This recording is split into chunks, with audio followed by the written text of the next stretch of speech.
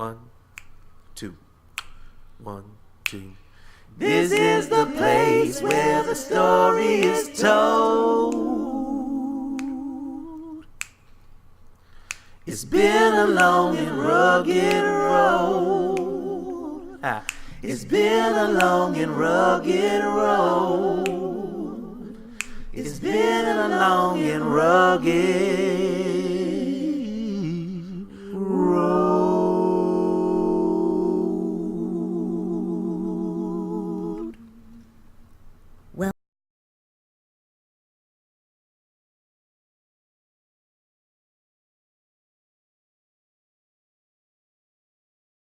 I'm telling you, it's some beautiful energy in the works. It's some, well, in the mix right now. Let me just say that it's some good vibrations and some seeds that have planted and are bearing fruit. And today is the day that if you're in Cleveland, I strongly recommend that you come out to our meeting. And when I say us, I mean Neighborhood Connections, which is an organization that I'm working with to be able to stimulate some real movement in the community. And it's happening, and I'm so excited just to be a part of something that is bigger than me. All right, even beyond, and this is the thing, is that when you are leading movements, just like when you open up a Facebook channel, it's really the strongest way to get more people in is through a shared incentive. So you give a little and you get a little. So, to be able to build a certain rapport with other channels is really what it's all about, because then they're promoting you and so forth. And it's just the same way in the real world and a real community. Now, I want to be able to get into some of the roles that we play out in the community, and the things that, especially in this time where we can advance so far by making strong power moves together. All right, that's really where I want to be able to inspire the community builders to be able to amongst their teams, be able to seek out and have nation builders within the works of what they're creating, especially if what they're promoting is a revolutionary process. And there's a lot of that's going on. We just need to get into a conversation where we can focus on the commonalities of our ideals and our inventions. All right, because it's we'll find that it's a lot of it is very similar, and there's power in numbers. So there are community builders who, I think that the process of community building and community engagement is what breeds strong activists. All right. And then on the flip side, you have nation builders who, through initiation and through a more sacred devotion, are building the warriors that are the revolutionaries. And so the revolutionaries understand where they are in this system, but because their system is independent of this, now we are building components that allow folks to be able to access a greater power without involving this, either without involving this system, or that propels the system to work for our advantage. All right. So with all of that being said, the process of nation building and the process of cultivating nation builders is that initiation process that some of us, not all of us, are supposed to go through for the work that we are moving into. All right. So those of us with visions that we know, that this is our purpose, this is our divine purpose or whatnot. If we feel like this is our reason for being here, then we are celebrating that sense of Nia, and we are bringing a lot of that together. Now, while I use some of these key Swahili words, I wanted to introduce to you someone who I've been building with and nation building with for over, honestly, I can say 20 years now. We're going to call him up. This is Haatim Gye-Nyame. And understand this, the concept of Gye-Nyame means to fear none unless God. And that is the symbol that brought Haatim and I into a particular commonality to be able to carry the conversation further, so that when it came to the operations that we moved into our communities are what allowed us to fortify our roles. And so I'm going to give him a call, and we're going to talk about his 21-day Gye-Nyame challenge and in the process of self-mastery for a second. Now, keep in mind, this brother is a founder or co-founder of the Millennium School down in Columbus, Ohio. So we'll talk about all of that as well. But let's get him on the line first.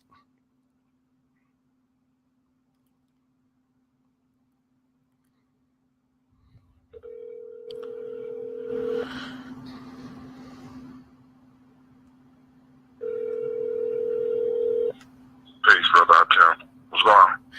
Yo, Haatim, this is Shakka. I'm live on Facebook talking to the folks about community building, nation building, and self-mastery. So I wanted to jump right into it with you. You got a moment? Yes, sir. All right. And I know you're over at the school. So you want to explain to the folks before we get into this what the Millennium School is and what your role is in your vision? Well, I'm the dean of students over at the Millennium Community School. And basically, you know what I'm saying, we got a school set up for our kids, you know what I'm saying, a place where they might, some of the ones that might be challenging and we're able to work with them. We're able to introduce them to principal systems that can help guide them through their lives and get them ready for the future. Hold on for a second. I'm sitting in the class. Hold on. Hey, turn around the chair. Go ahead. Right on. So as you're working with them and we're discussing, now I definitely want to get around to your 21-day Gye-Nyame challenge. But before we get into that, one of the posts that I put up today, or the comments that I said, is that community building breeds strong activists, and nation building cultivates the revolutionary. Self-mastery aligns them with source. So in terms of that, and into the way that you define yourself as a nation builder, and you define yourself as a self-mastery coach, what is a nation builder and what is self-mastery? All right, cool. First things first. Let's deal with the self first, because everything is generated from a true understanding of self. Now, self-mastery is a misnomer. It's a term that I came up with early in my personal development, because I say it's a misnomer because it's not really a good name for it, but it's the name that stuck, and it's a name that fit, because the self is the absolute, complete, and perfect qualities of a being that cannot be influenced by external circumstances. So when we looking at the world we are in right now, the self does not need to be mastered. It's the other aspects of the person or the being that needs to be mastered, because the self is absolute, completely perfect. It's the other expressions of our being that are imperfect. It's the imperfect physical aspect of us, the imperfect emotions, the imperfect mental state. It's the imperfect intuition. You know what I'm saying? All those other parts that we have to master. But that's why I say that self-mastery is a misnomer. But getting back to that, so when we talk about self-mastery, we talk about trying to align all the parts of our being to work as one, so that we, in a sense, I often use the symbol with the hand, because there are 5 parts of the being. We have the intuition, the mental, the emotional, the spiritual, and the physical. All right. If you look at each one of those as fingers, fingers. You got the four fingers, which is the intuition, the mental, the emotional, and the spiritual, and the physical is the thumb. When all of them work together, you are able to grasp things, move things, change things, and if you need to grip all five of them into a fist and punch whatever problems you have in the face. You understand what I'm saying? So when we talk about nation building, or when we talk about self-mastery, we're talking about bringing an individual in line with who they truly are, and lining up with that absolute, complete, and perfect part of who they are. You know what I'm saying? And aligning up all of the parts of themselves so that they could be an effective tool in nation building. What's nation building? Nation building is basically, well, first let's look at a nation. Nation is a stable, historically developed community, people with territory, economic life, and distinctive culture. Now, a nation builder is somebody who builds this stable culture, this stable group of this stable place, because the first aspect of a nation is establishing territory. Now, because our people have been, in a sense, not allowed to compete in America, me and you have to kind of nation build in a different way. We got to do a little bit differently, because all of the physical land out here has, in a sense, been grasped or made unaffordable to us. So me and you strive to nation build as you're doing right now over the internet, because your Facebook page, in a sense, is your territory. Your email address is your territory. Your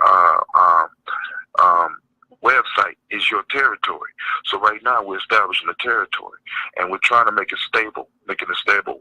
We come on at a regular point in time, every day or every other day, or however you come on. I come on every morning at 5:15 in the morning to salute the ancestors, but we try to stabilize what we're doing so that we can develop a culture that can acquire actual physical territory and develop an economic life.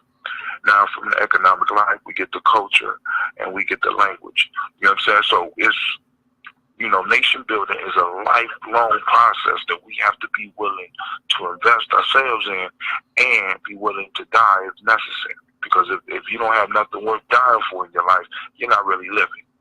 But I'm sorry, you can't ask me those. You can't ask me no open-ended. You ask a lot just to.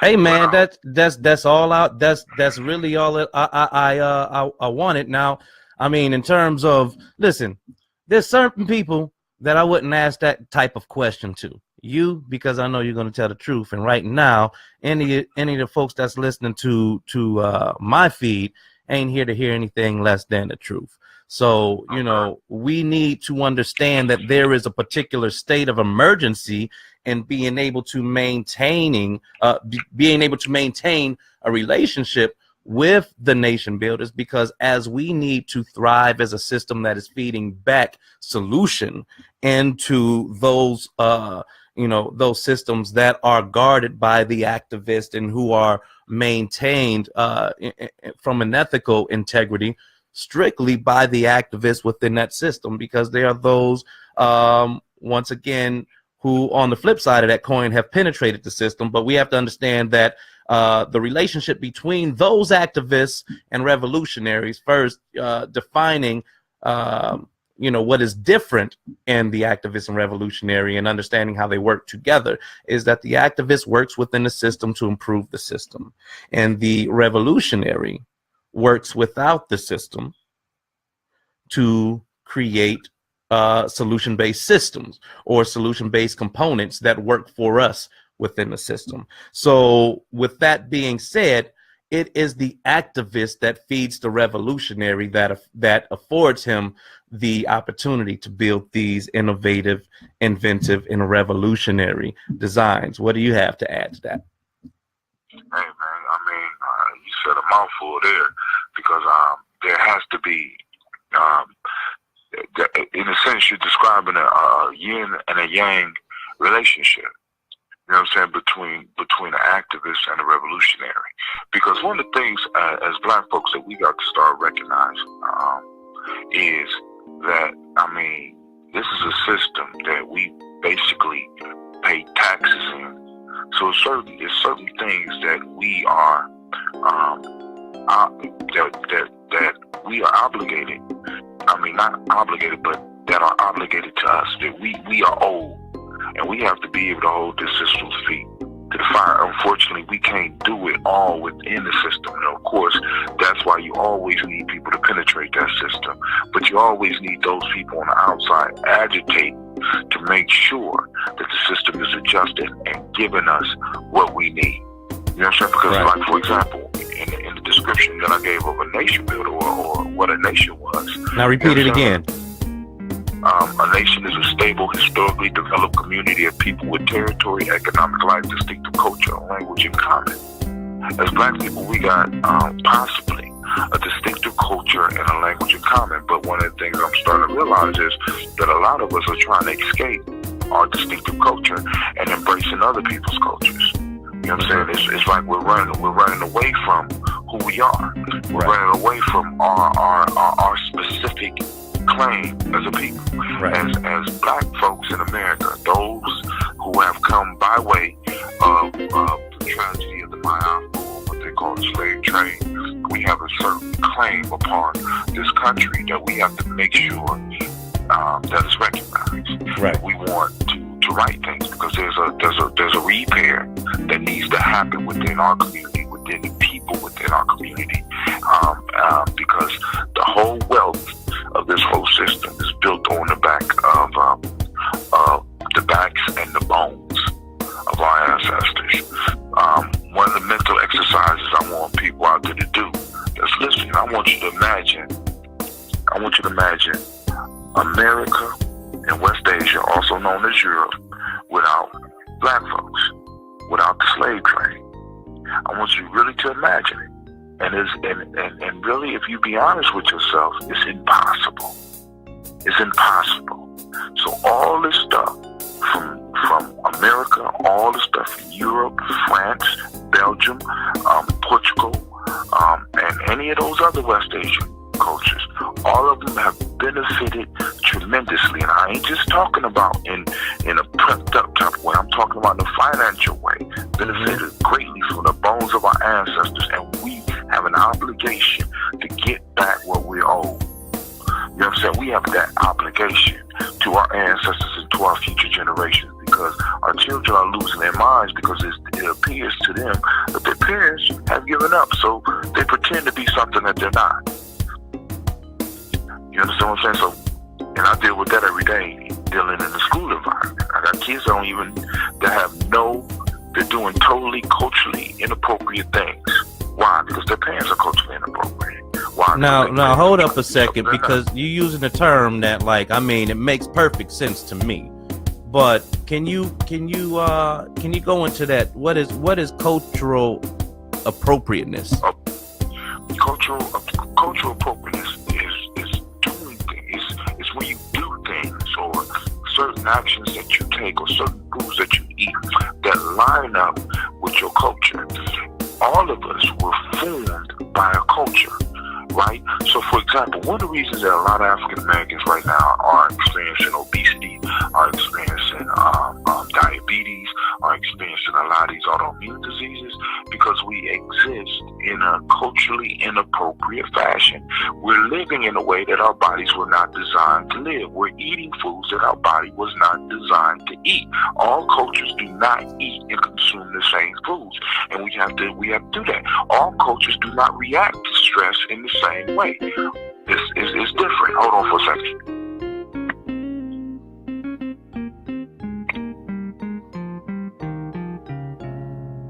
Are y'all getting this? You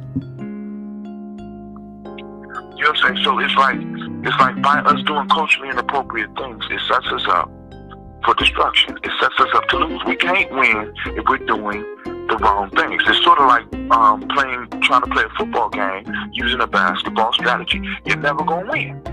We're playing the wrong game. Everybody else is grabbing to their culture, because when you think about it, culture should provide you with all of the necessary tools. Let's put it this way. The human culture, human beings' culture for each group developed to help make sure that people can not only survive but to thrive. If the culture that you are following is not teaching you to thrive, you understand what I'm saying? Right. If it's not promoting life, then it's not yours. It's been created by somebody else to work for somebody else. And until you start doing the right things, you're going to get sick. You're going to be broke. You're never going to win politically. You know what I'm saying? You're never going to be able to establish no territory because you're doing culturally inappropriate things. And when you look at African Americans here right now, most of us have been trained to exist in another culture. Our children are acting out. Why? Because they're doing things in a culture that wasn't designed for their success. Our children, the suicide rates are increasing. Why? Because our people are doing culturally inappropriate things. You know what I'm saying? So it's a total confusion. Now we're losing our minds. See, because I asked this, somebody brought up the point to me, well, the suicide rate for black people is going up, and I'm wondering, how is it that the suicide rate for black folks is going up now when Jim Crow was a perfect time to commit suicide? I mean, right now, supposedly, we got it better than any other time in our lives, but now, even for our children, the suicide rate is going up. Explain to me, why our children want to commit suicide when there was absolutely no hope in Jim Crow and in slavery before that? You mean to tell me that we make it this far and we are committing suicide, and the reason is because we're totally disconnected from who we are. We're totally disconnected. The whole, when I gave you the definition of the self or the thing, whatever it is, the virus right now that's acting as ourselves is totally being guided by outside circumstances and outside influences. And this is why we are a lot of us can't get out of the situation we're in, because we have never looked back towards our culture. Right. We avoid it. You know what I'm saying? Right. And we apologize for it. So when I do something that's in my culture, I have to explain to other people, well, I'm black. If I decide to wear a certain type of clothes, I have to explain, or there has to be a reason. I got to have permission to do that. Nobody else has to have permission to explain their culture. For example, I'm understanding that some little girl got up said that this country was built by dreamers. Now, I am surprised that I could look on my timeline and my folks are not going off about that, because this country was not built by dreamers. This country was built by African people that was enslaved or African slaves. You know what I'm saying? This whole country was built upon that. But now, all of a sudden, the whole narrative has shifted. You know what I'm saying? When you're talking to Brother Haatim now, at one point in time, I used to allow people to lump me in with groups of color. You know what I'm saying? People of color. I'm no longer a part of that group. I'm not part of the people of color piece until people start addressing my people's personal claim. Because as black folks, we have it differently and have always had it differently than everybody else in this country. The only one that's even close to us is the Native American. So we can't allow ourselves to be lumped into the whole people of color thing, because now all of our claims are being watered down by everybody else's. Now, why you gonna call me? Why you gonna call me at this time? You should have had this later. I'm about to lose my job. Go ahead. I'm just joking. Now listen here, man. Now, with all that being said, though, because I don't want people to get it twisted. All right, because, of course, when it comes to the Black Phoenix movement, we're talking about, cultivating a vanguard for oneness. And in that, we are focused on commonality, from a humanitarian aspect. And also we have to understand that, even the concept of nation building comes from a nationalist standpoint. So how do we find that soft spot where we're able to, work with others? Right. Now, this is what I'm saying. This is how we have to develop real allies. Right now, when I look around, we have very few true allies. And in a relationship, when you have allies, both parties benefit. Right now, brother, if you look at a lot of relationships that we have with other people, we are not benefiting at all. Everybody else is benefiting off us. So what we have to be able to determine is, when we align with other groups and other people outside of who we are, what's the benefits they're getting And you know, what can we bring you? What can you bring us? Right. That's all I'm saying. You know what I'm saying? Because right now, everybody's making noise. So, you know, you got this, you got all these new movements popping up. Everybody overshadowing black folks' struggle right now. And then they want black folks to come and join them. But my only question is, what is the benefit to us? If you look at every other movement has came up on the backs of what black folks have done. And then, when it's time for us to get ours, they kick us down the road. They kind of do us like they're doing the budget right now. They just kicking it down the road. Well, we'll discuss this next time. Now let me allude to this, man, because I think that is, because I've experienced a very beautiful process. I remember going on what I thought was just a Nation Builders retreat.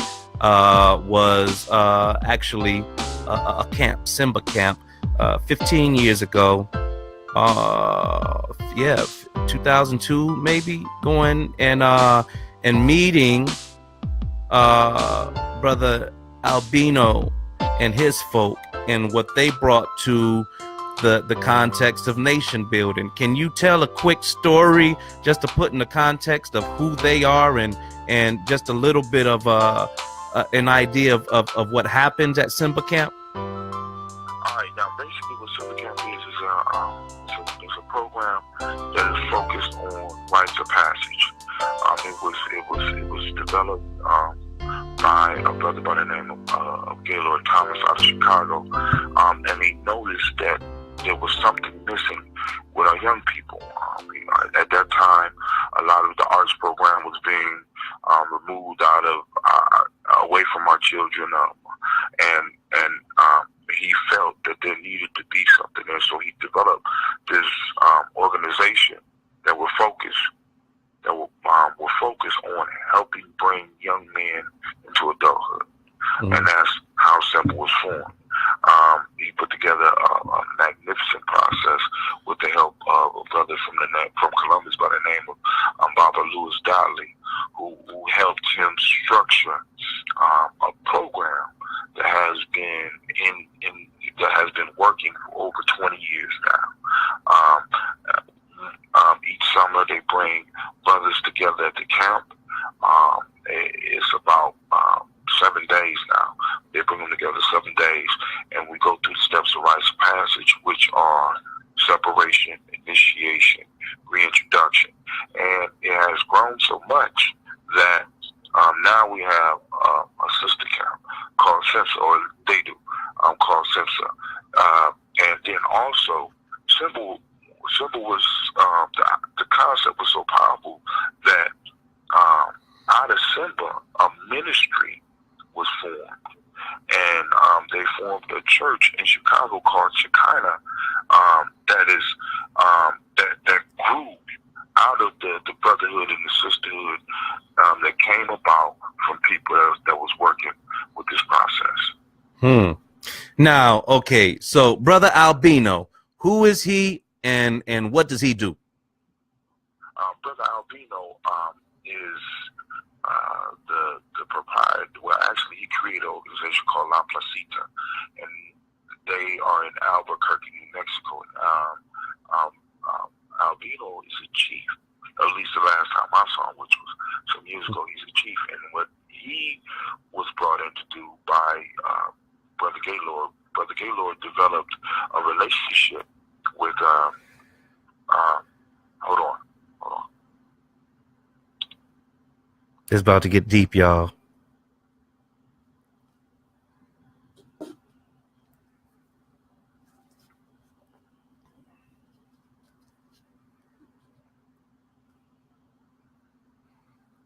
Shout out Tommy. Shout out to Sam. Hey, Sam, we need to make some music together, all right? Get your peoples. We about to do it. It's just that simple. All right? Get your peoples together. Let me know when y'all ready, and we're going to start. All right? Yes. What was Albino. Albino was a chief. It's real life around here. Yeah. And I don't say was time I seen him, he was a chief. But he's a spiritual mentor, a big brother to me. Brother Albino was brought in by Brother Gaylord. Now, Brother Gaylord had developed a relationship, a personal relationship with the founder of Barrios Unidos out of California, with a brother by the name of, oh my God, I don't forgot my, I'll come back to it. Nani Alexandra. Nani was invited to Simba Camp and was invited to bring the Sweat Lodge. And these brothers together each year, Barrios Unidos each year sends up emissaries to bring the Sweat Lodge to the young brothers that are going through Simba Camp. So basically, they introduced our community to the Sweat Lodge ceremony, which is a very, very powerful healing and bonding piece. That's what I'm talking about. Like when I talk about allies. Now hold up, time out. Haatim, how did you get the parents to trust you to take their kid across the country and to perform Sweat Lodge rituals with them? Well, I mean, that's most of the parents that would, in a sense, entrust me with that know me. I mean, it's like I'm not just popping up on their door one day talking about I want to take your child to a camp. You know what I'm saying? Right. I mean, I've been working in the community. I have a reputation, and people I work with have a reputation of doing what we do. Right. And then on top of that, it's not for me, a camp or the December camp at that time wasn't just a once a month thing. These parents would see me working with young people all year round. They would see me going to schools all year round. They would see me standing up and having conversations with people about nation building all year round. So the relationship was developed for us to be able to take children out of the state. Now, through my family, I don't even have to go out of state to do Sweat Lodge no more. You understand what I'm saying? Because right. it happens right here in Columbus. We're really right outside of Columbus, where I'm able to go and connect with my family and do a Sweat Lodge. I'm able to take myself or some of the young people that might be ready to go through a Blacher, which is another ceremony, a rites of passage ceremony for some of the young men. I've been able to do that. And it's all about, it's all about practicing true spirituality. A lot of people think that spirituality is this super deep concept, but in Gye-Nyame, one of the things I make sure that my family understand is that spirituality is about managing and maintaining relationships. Right. That's all it is. Right. Very simple. You know, and once again, while you're on that, define self-mastery again. All right, mastery. You master. You know what I'm saying? Self-mastery is where individual is aligning all 5 parts of their beings to work towards their benefit. They're aligning the 5 parts of them being with this self, because the self is defined as those absolute. A being. I said it too fast. The self is defined as a being that is absolute, complete, and perfect. That is not influenced by external circumstances. Something along those lines. My mind is, as you call it, buffering right now. Right on, right on. Now, here's the thing, man, is that today is a good day for the vibration of community building, and it's a good day for the vibration of nation building, because number one, at 6 o'clock here in Cleveland is the Neighbor Up meeting after our 2-month hiatus. Well, the beginning of December is the last time that we met here, and I'm strongly advising anybody within a proximity of Cleveland to be there tonight, because it's just a wonderful vibration. I don't know what's happening. It's just that the universe is sending me cues to let people know that by any means necessary, get there tonight.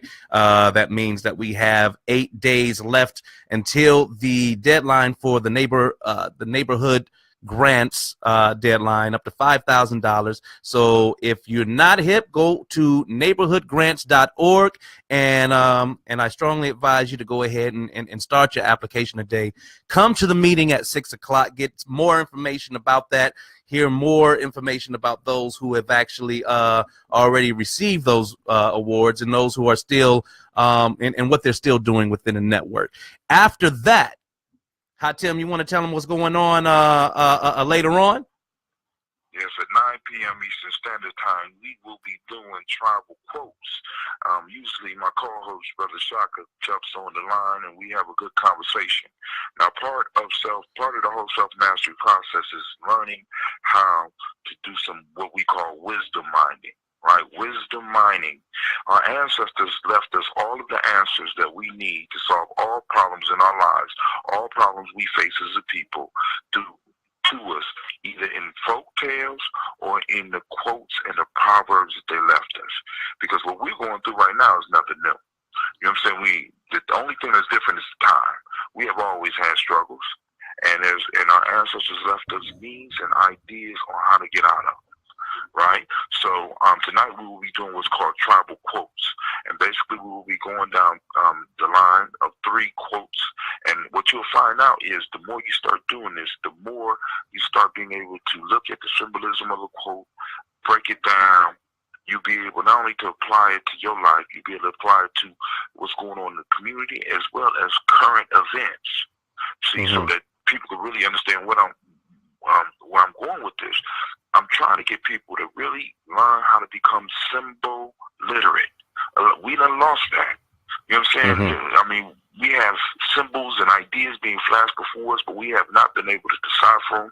And because we have not been able to decipher them, you know what I'm saying? Right. Which is culturally inappropriate. You know what I'm saying? And then on top of that, when we do learn how to decipher them, a lot of times it's in a culturally inappropriate way. It's not based on our culture. And with your culture, when you're looking at the world through the eyes of your culture puts you at the center of the universe so that you can see everything around you from your perspective, which you should. You know what I'm saying? Europeans are supposed to see it from their perspective. Asians are supposed to see it from their perspectives. And Africans are supposed to see it from their perspective. And as I tell my young people, nobody will respect what's yours more than you, nor should they. You know what I'm saying? So if we don't respect it, why should anybody else respect it? If you don't respect your money, why should anybody else respect it? If you don't respect your territory, why should anybody else, why should anybody else respect it? But yo, I got to get up out of here, man. I Yes, got to sir. finish some stuff before the show so I get busy. But yo, family, I want to thank you for tuning in to Brother Shakka. I think this is called The Mind of Shakka. And like I said, Shakka, when you get done, make sure you post your episode on the Gye-Nyame Journey page. You know what I'm saying? Because one, it'll help build up we need to build up together, because as we start building, you know what I'm saying, it's going about to be ridiculous in Ohio. Yes, sir. So, yes, sir. all right, but let me go and get out of here before my kids start tripping. Look. Nah, y'all can't see it. All right, I gotta go. Ladies and gentlemen, once again, Haatim out of Columbus. We're gonna actually, I've already put his little link up there, and I will post let's see, Gye-Nyame Journey. Didn't I? There we go. Bam. That's that. And see if we can pin it. Pin comment. Well, listen, I hope, if anything else, that this interview was informative, to say the least. Oh man, he got off the phone and we did not talk about the fast. We did not talk about the 21-day Gye-Nyame challenge. Well, I tell you what, because we missed that right now, and I think that we got a very general perspective of the commonality of our movements. Hopefully, to be able to see some response by the community starting right now. All right, so let's keep the conversation going on, but let's definitely be diligent in our actions, our activities, our endeavors, our projects, our events, and the character of our work. I am Shakka Hasberry, and I ain't done yet. Hold on a second. Now, break out a little bit into something. I really, once again, I strongly encourage you, come out to the meeting tonight at 1919 East 107th Street. I did not put that down right now. East 107. Cleveland. All right, that's where we're going. See, I hate when.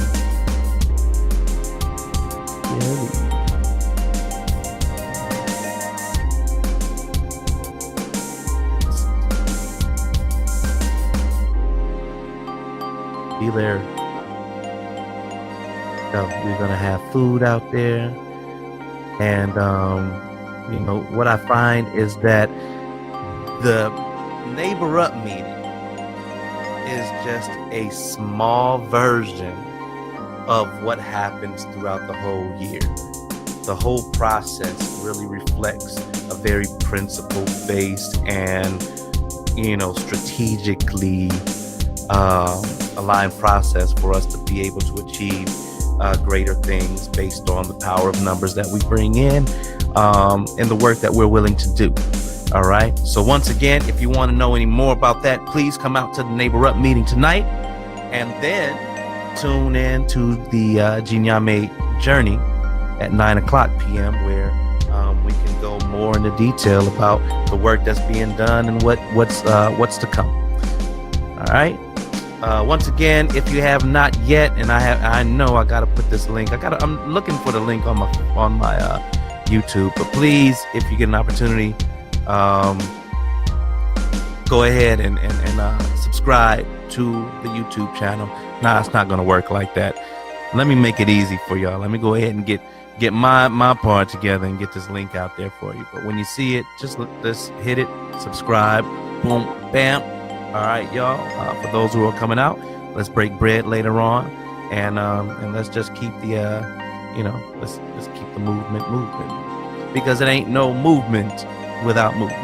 I'm Shakka Hasberry, your host of the Mind of Shakka.